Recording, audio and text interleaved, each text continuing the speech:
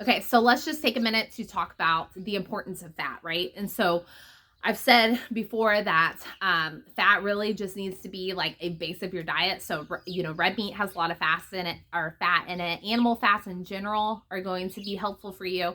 And the reason why is because, especially if these things are grass fed, right? Like we talked about the cows being in their natural habitat, they're going to um, get all the things that they need to transfer into their bodies so they're healthy, right? And then that transfers onto us. And so when we think about fat in general, first of all, our body lives on fat, whether that's internally or that's externally, right? So we store fat as energy, and it's a sustained energy. It actually gives us sustained energy. It makes sure our glucose levels are well, so we're not in insulin resistance. It fuels our brain. It helps our body create ketones, which does all the same things.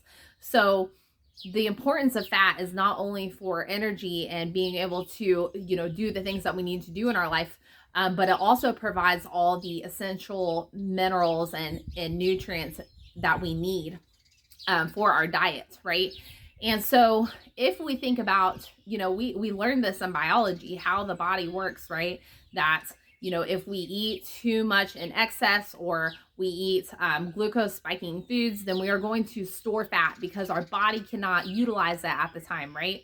But our body will also eat that fat if we're not getting what we need, if it needs energy, right?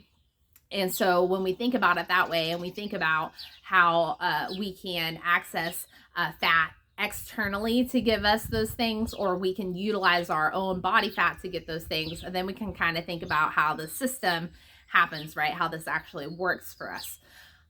So if you're like me and you've kind of gotten rid of a lot of your body fat, then your sources are going to be external mostly, unless you were to store that back up, right? And so we're looking at fat from the outside. What does that look like? And we don't want plant fats, because like we talked about before, those are damaging to our body, right? Excuse me. They're damaging to our body. They're damaging to our mind. They're damaging to our guts. It creates inflammation in the body, which is why there's mental illness, which is why there's arthritis, why there's gut issues, why there's infertility. Like, inflammation is not, like, a chronic inflammation is not good for us. It is the root of all disease. It is why we have autoimmune disease, right? Because our body is fighting itself. There's too much crap going on in the body where it cannot heal itself, because we're just feeding it with junk and we're inflaming it. So fat is important because it has everything we need, and if it's animal based, which is what we want, then it doesn't have a external defense mechanism.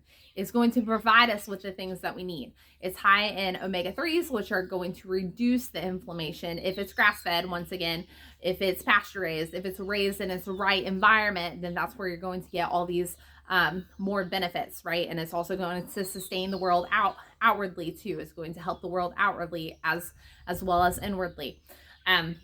So all the vitamins, essential nutrients are in this fat, are going to give you energy, are going to give you brain health, are going to give you gut health. And matter of fact, according to the gut health, it's actually going to repair the gut lining. So any of those plant foods that you eat, that's going to help repair that, so the oxalates don't continue to damage it. So if you're focusing more on a fat-based diet, you are going to get that sealant around that gut and in your intestines and all that stuff.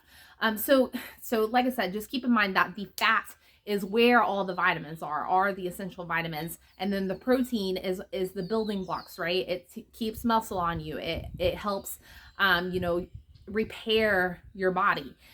So the fat's energy, the protein is the building blocks.